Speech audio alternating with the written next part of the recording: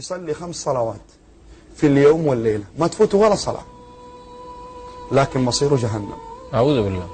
تخيل معايا يا شيخ علي، يصلي 5 صلوات في اليوم والليلة ومصيره النار. مو كلامي، كلام الله سبحانه وتعالى. من هو اللي يصلي ال5 صلوات لكن تهاون بأمر واحد، إنه هذه الصلوات ال5 ما يصليها في وقتها. صلاة الفجر وهو رايح للدوام، هو رايح للمدرسة، هو رايح للجامعة.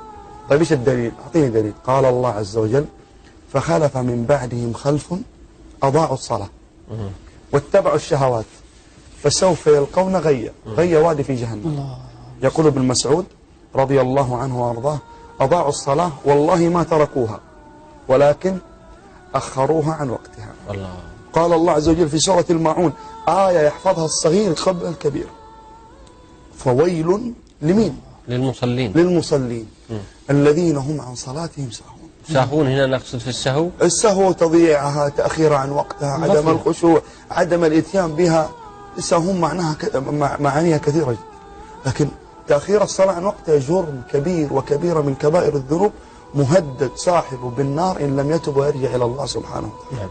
بل الشيخ بن باز رحمه الله له فتوى في هذا المجال. سئل الشيخ رحمه الله عن الرجل يضع منبه الساعة على وقت الدوام ولا يضع على وقت صلاة الفجر، فقال الشيخ: إن تعمد إخراج الصلاة عن وقتها فقد كفر. اللهم اجعل لمن نشر هذا المقطع من كل هم فرجا ومن كل ضيق مخرجا، وارزقه من حيث لا يحتسب.